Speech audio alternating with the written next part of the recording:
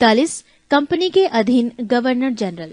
बंगाल के governor Robert Clive 1757 से 60 ईस्वी एवं पुनः 1765 से 67 ईस्वी। इसने बंगाल में द्वैध शासन की व्यवस्था की, जिसके तहत राजस्व वसूलने, सैनिक संरक्षण एवं विदेशी मामले कंपनी के अधीन थे, जबकि शासन चलाने की जिम्मेवारी नवाब के हाथों में थी। पृष्ठ 65।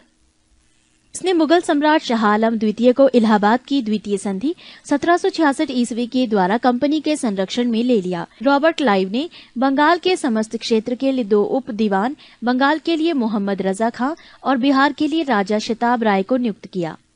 अन्य गवर्नर बरेलास्ट 1767 से 69 ईस्वी, कार्टियर 1769 से 72 ईस्वी, वारेन हेस्टिंग्स 1772 से 74 ईस्वी। कंपनी के अधीन गवर्नर जनरल।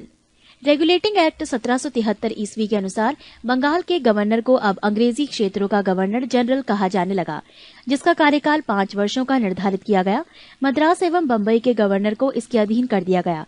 इस प्रकार भारत में कंपनी के अधीन प्रथम गवर्नर जनरल वॉरेन हेस्टिंग्स 1774 से 85 ईस्वी को हुआ। वॉरेन हेस्टिंग्स 1750 ईस्वी में कंपनी के एक क्लर्क के रूप में कलकत्ता आया था और अपनी कार्यकुशलता के कारण कासिम बाजार का अध्यक्ष, बंगाल का गवर्नर एवं कंपनी का गवर्नर जनरल बना। वॉरेन हेस्टिंग्स 1774 से 85 ईस्वी। इसने राजकीय कोषागार को मुर्शिदाबाद से हटाकर कलकत्ता लाया।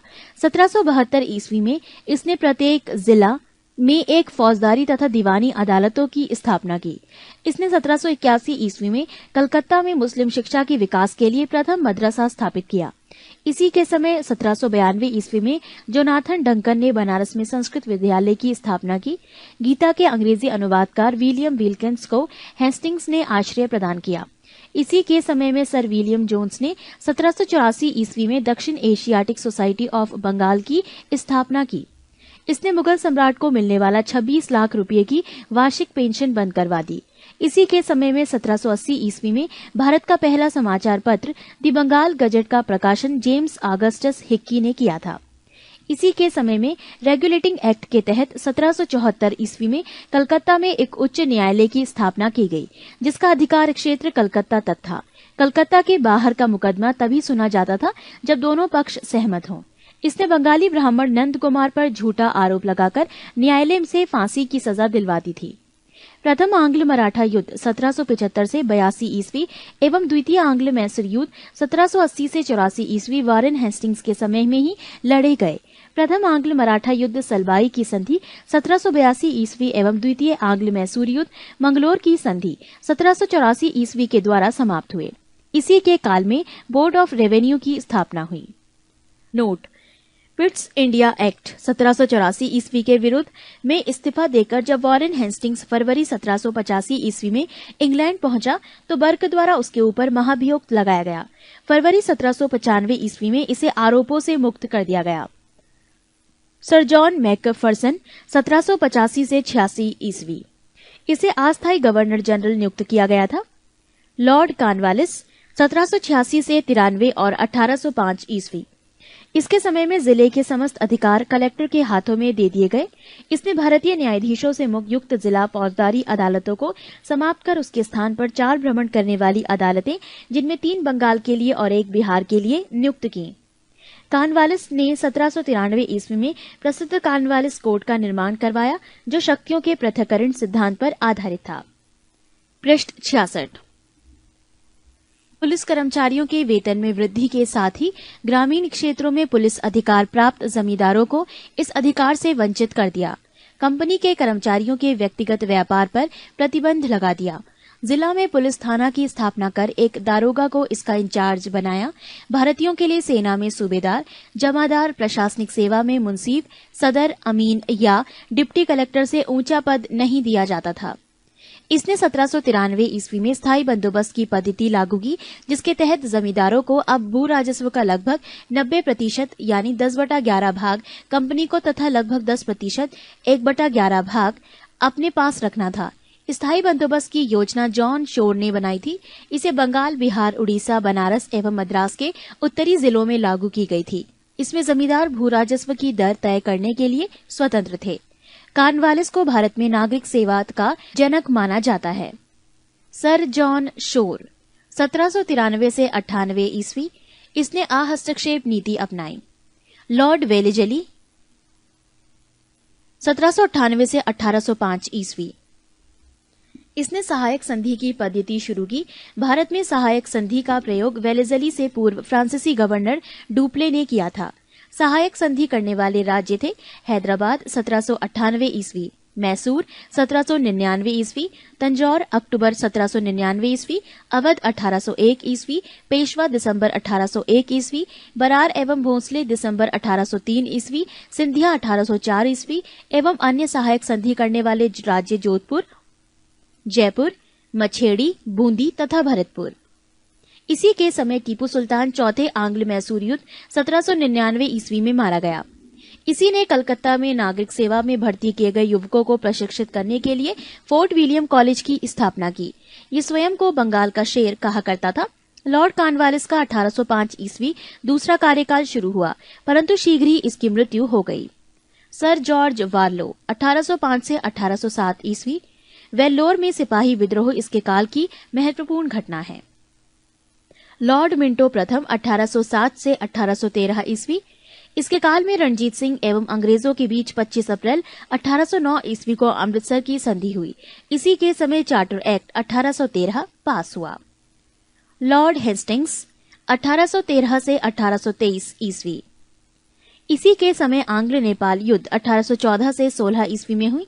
इसमें नेपाल के अमर सिंह थापा को आत्मसमर्पण करना पड़ा। मार्च 1816 ईस्वी में अंग्रेजों एवं गोरखों के बीच संगोली की संधि के द्वारा आंग्ल नेपाल युद्ध का अंत हुआ। इसके समय में पिंडारियों का दमन कर दिया गया। पिंडारियों के प्रमुख नेताओं में वासिल मोहम्मद चीतू एवं करीम खां थे। इसने मराठों की शक्ति को अंतिम रूप से नष्ट कर दिया। इसने प्रेस पर लगे प्रतिबंध को समाप्त कर प्रेस के मार्गदर्शन के लिए नियम बनाए। इसी के समय 1822 ईस्वी का टेनेंसी एक्ट या काश्तकारी अधिनियम लागू किया गया। पृष्ठ 67। लॉर्ड एम हर्स्ट 1823 से 1828 ईस्वी, इसके समय में प्रथम आंग्ल बर्मा युद्ध 1824 से 1826 ईस्वी में लड़ा गया। 1826 ईस्वी में बर्मा एवं अंग्रेजों के बीच यांडबू की संधि हुई। 1824 ईस्वी में बैरकपुर का सैन्य विद्रोह भी इसी के समय में हुआ। लॉर्ड विलियम बेंटिक 1828 से 1835 ईस्वी, 1803 ईस्वी में ये मद्रास का गवर्नर था। इसी के समय 1806 ईस्वी में माथे पर जातीय चिन्ह न लगाने तथा कानों में बालियां न पहनने देने पर वेल्लोर के सैनिकों ने विद्रोह कर दिया।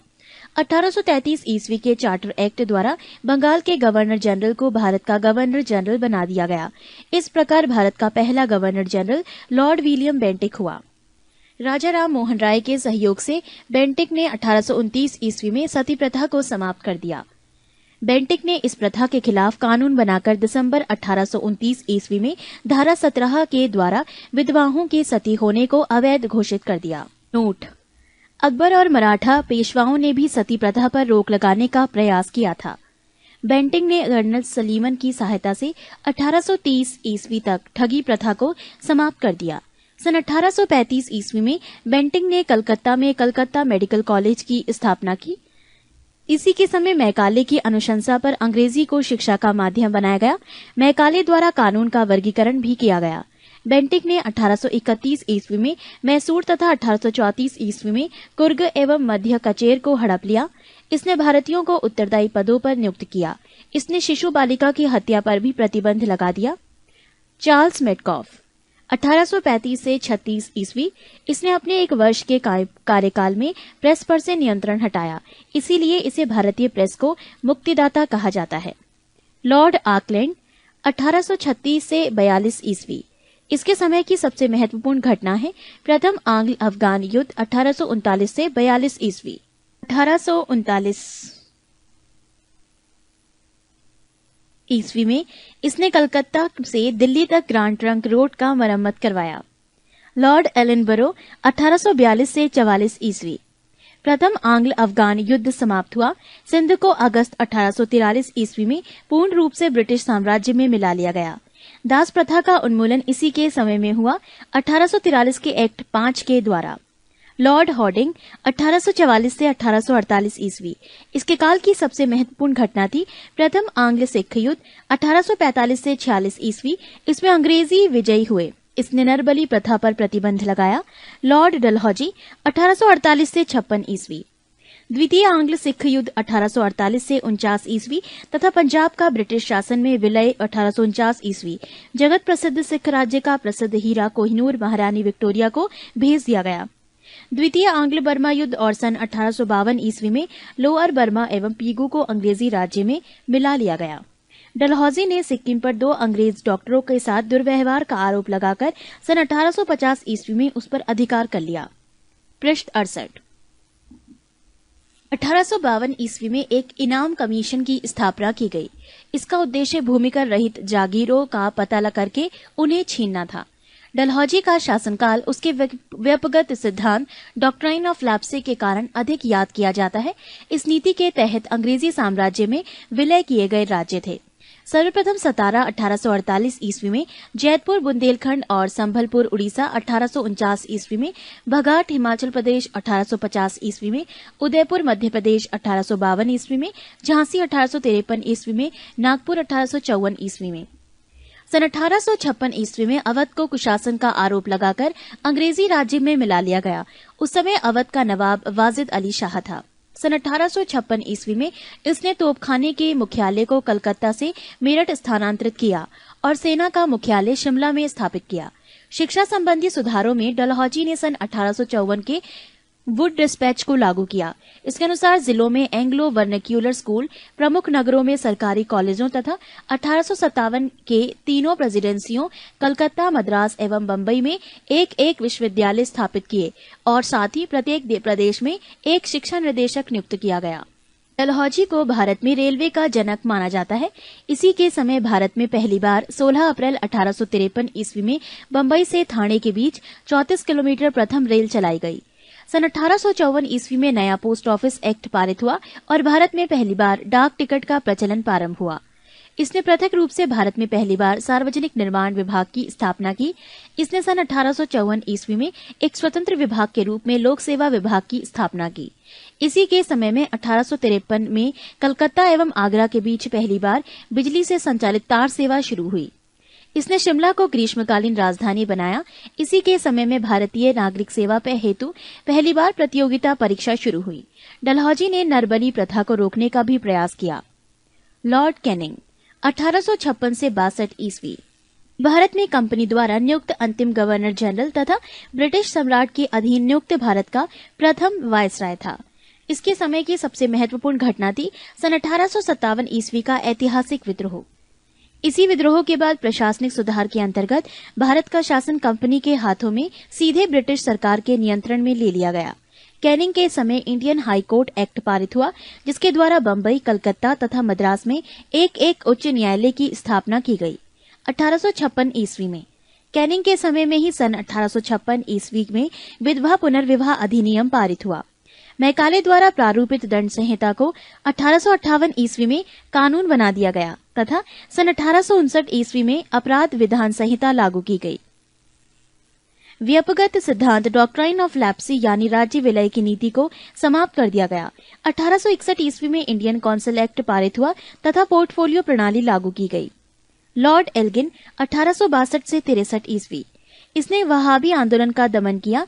1863 ईस्वी में धर्मशाला, हिमाचल प्रदेश में इसकी मृत्यु हो गई। पृष्ठ 69। लॉर्ड लॉरेंस 1864 से 29 ईस्वी। 1865 ईस्वी में भूटान ने ब्रिटिश साम्राज्य पर आक्रमण किया। अफगानिस्तान के संबंध में इसने हस्तक्षेप की नीति अपनाई, जिसे शानदार निष्क्रियता के नाम से जाना जाता है। इसी के समय में उड़ीसा में सन 1866 में तथा बुंदेलखंड एवं राजपुताना में 1868 से 69 ईस्वी में भीषण अकाल पड़ा। इसने चैम्बरवेल हेनरी के नेतृत्व में एक अकाल आयोग का गठन किया। सन 1865 ईस्वी में इसके द्वारा भारत एवं यूरोप के बीच प्रथम समुद्री टेलीग्राफ सेवा शुरू की गई। लॉर्ड मेयो 1869 से 72 ईस्वी। लॉर्ड मेयो ने अजमेर में मेयो कॉलेज की स्थापना की। इसने सन 1872 ईस्वी में एक कृषि विभाग की स्थापना की। एक अफगान ने सन 1872 ईस्वी में चाकू मारकर इसकी हत्या कर दी। लॉर्ड नॉर्थब्रुक 1872 से 76 ईस्वी। इसके समय में बंगाल में भयानक अकाल पड़ा।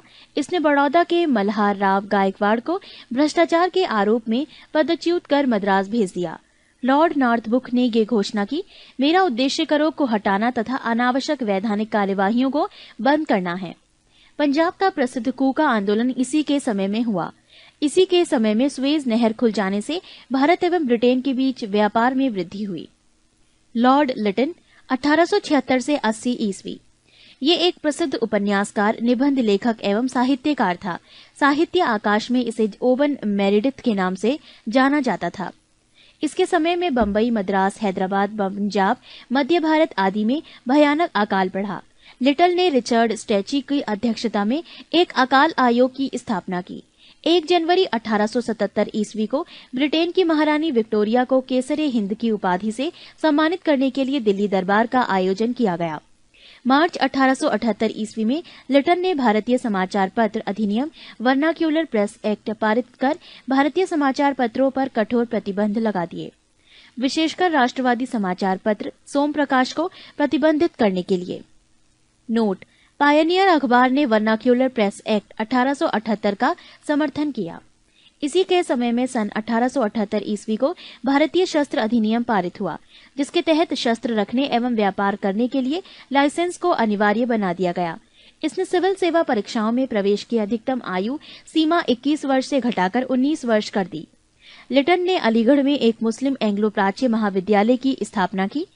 लॉर्ड रिपन 1880 से 1884 ईस्वी। रिपन ने सर्वप्रथम समाचार पत्रों की स्वतंत्रता को बहाल करते हुए सन 1882 ईस्वी में वर्नाक्यूलर प्रेस एक्ट को समाप्त कर दिया। इसने सिविल सेवा में प्रवेश की आयु को 19 वर्ष से बढ़ाकर 21 वर्ष कर दिया। इसने स्थानीय स्वशासन की शुरुआत की। इसके समय में ही भारत में सन 1881 ईस्वी में सर्वप्रथम नियमित जनगणना करवाई गई।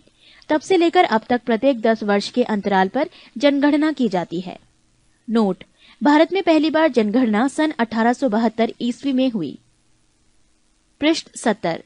रिपन के द्वारा ही सन 1881 ईस्वी में प्रथम कारखाना अधिनियम लाया गया। रिपन के समय में शैक्षिक सुधारों के अंतर्गत विलियम हंटर की अध्यक्षता में एक आयोग गठित किया गया। इसके समय में यूरोपियों के विरुद्ध भारतीय न्यायाधीशों द्वारा मुकदमे की सुनवाई के लिए एल्बर्ट विधेयक प्रस्तुत किया गया, लेकिन यूरोप वासियों के प्रबल विरोध के कारण इसे वापस लेना पड़ा। अंग्रेजों द्वारा इस विधेयक के विरोध में किए गए विद्रोह को श्वेत विद्रोह के नाम से जाना जाता है। फ्लोरेंस नाइटिंगेल ने रिपन को भारत के उद्वारक की संज्ञा दी। लॉर्ड डफरिन 1884 से 1888 ईस्वी।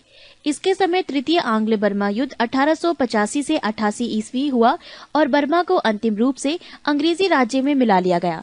इसी के समय में Bengal tenancy act, Awadh tenancy act तथा पंजाब टेनेंसी एक्ट पारित हुआ।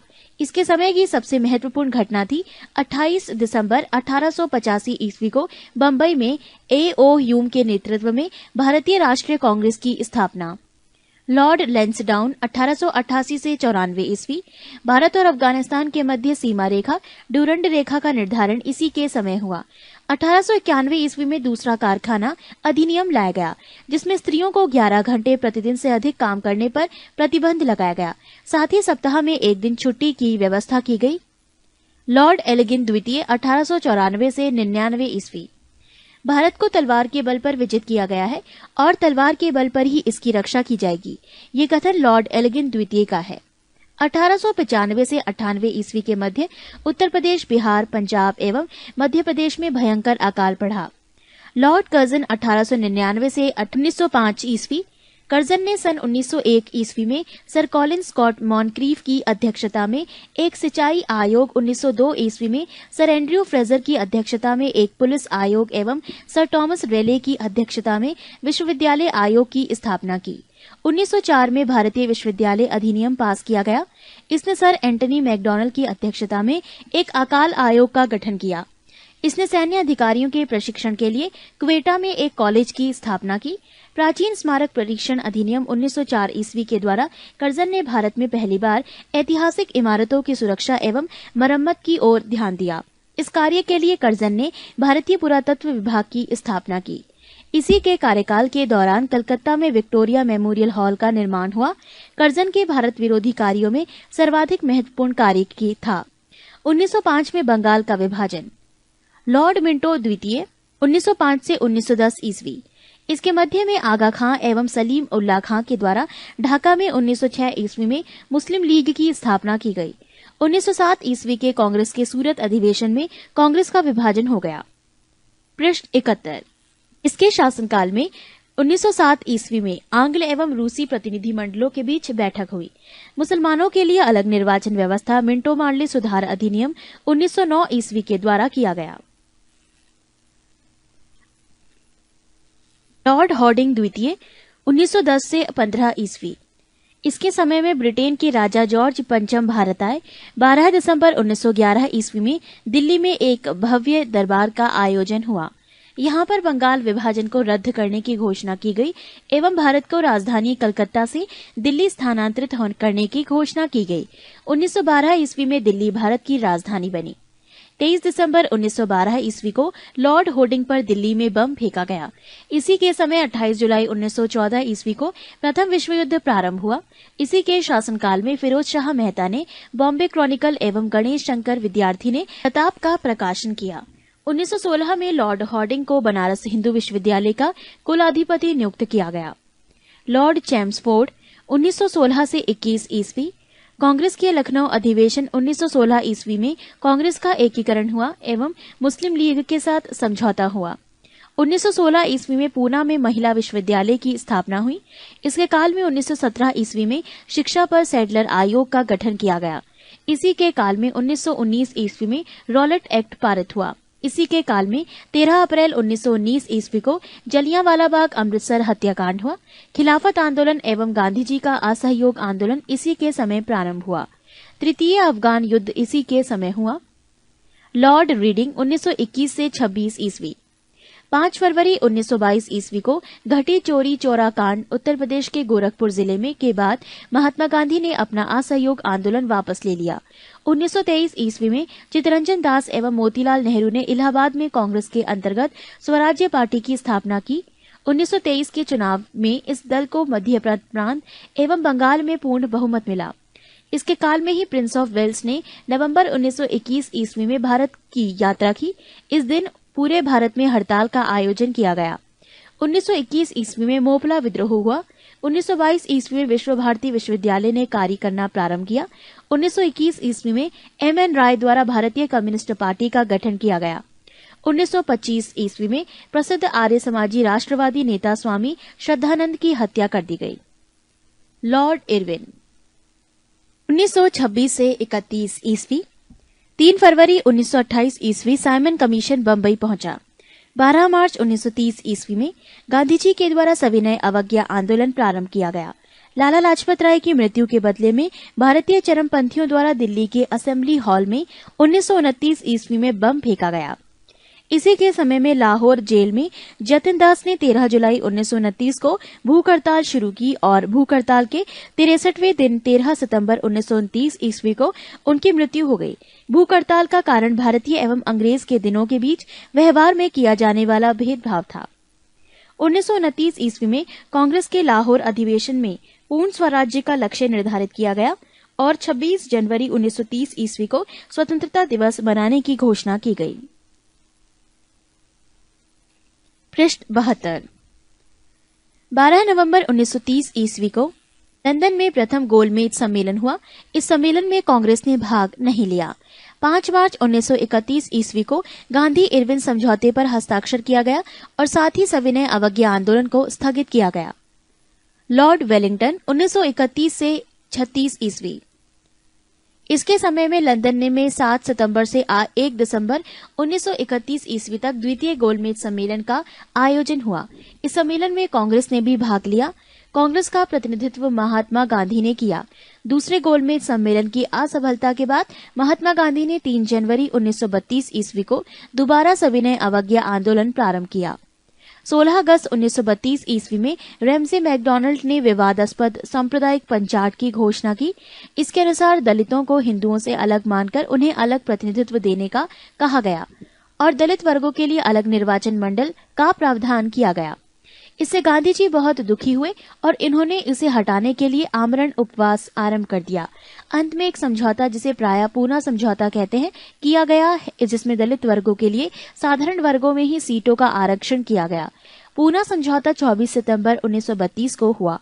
17 नवंबर से 24 दिसंबर 1932 ईस्वी तक लंदन में तृतीय गोलमेज सम्मेलन का आयोजन हुआ। कांग्रेस ने इसमें भाग नहीं लिया। बिहार में 1934 ईस्वी में भयंकर भूकंप आया। भारत सरकार अधिनियम 1935 पास किया गया। लॉर्ड विलिंगटन ने कांग्रेस के बंबई अधिवेशन 1915 ईस्वी में हिस्सा लिया था। इस अधिवेशन की अध्यक्षता सर सत्येंद्र प्रसन्न सिन्हा ने की थी। लॉर्ड लिथगो 1936 से 43 ईस्वी, इसके समय में पहली बार चुनाव कराए गए। कांग्रेस ने 11 में से 7 प्रांतों में अपनी सरकारें बनाई। 1 सितंबर 1939 ईस्वी को द्वितीय विश्व युद्ध प्रारंभ हुआ। ब्रिटिश सरकार ने बिना भारतीयों से पूछे भारत को भी युद्ध में झोंक दिया। कांग्रेस ने इसका विरोध करते हुए नारा दिया, ना कोई भाई ना कोई पाई, और इसने अपने द्वारा शासित प्रांतों के सभी मंत्रिमंडलों को त्यागपत्र दे दिया। 1 मई 1939 ईस्वी में सुभाष चंद्र बोस ने फॉरवर्ड ब्लॉक नाम की एक नई पार्टी बनाई। 1940 ईस्वी में लीग के लाहौर अधिवेशन में पहली बार पाकिस्तान की मांग की गई। 8 अगस्त 1940 ईस्वी को अगस्त प्रस्ताव अंग्रेजों के द्वारा लाया गया। 1942 ईस्वी में क्रिप्स मिशन भारत आया। 9 अगस्त 1942 ईस्वी को कांग्रेस ने भारत छोड़ो आंदोलन प्रारंभ किया। 1943 ईस्वी में बंगाल में भयानक अकाल पड़ा। लॉर्ड वेवेल 1944 से 47 ईस्वी। शिमला समझौता 1945 ईस्वी में हुआ। कैबिनेट मिशन 1946 ईस्वी में भारत आया। इस मिशन के सदस्य थे Stafford Cripps, Pethick Lawrence, A.B. Alexander. 20 फरवरी 1947 ईस्वी में प्रधानमंत्री Lord Clement Attlee Labour Party ने हाउस ऑफ कॉमन्स में ये घोषणा की कि जून 1948 ईस्वी तक प्रभुसत्ता भारतीयों के हाथ में दे देंगे। पृष्ठ 73। लॉर्ड माउंटबेटन मार्च 1947 से जून 1948 ईस्वी। 4 जुलाई 1947 ईस्वी को ब्रिटिश संसद में एटली द्वारा भारतीय स्वतंत्रता विधेयक प्रस्तुत किया गया, जिसे 18 जुलाई को स्वीकृति मिली। विधेयक के अनुसार भारत और पाकिस्तान 2 स्वतंत्र राष्ट्रों की घोषणा की गई। 15 अगस्त 1947 ईस्वी को भारत स्वतंत्र हुआ। स्वतंत्र भारत का प्रथम गवर्नर जनरल लॉर्ड माउंटबेटन हुए। नोट: स्वतंत्र भारत के प्रथम एवं अंतिम भारतीय गवर्नर जनरल चक्रवर्ती राजगोपालाचारी हुए।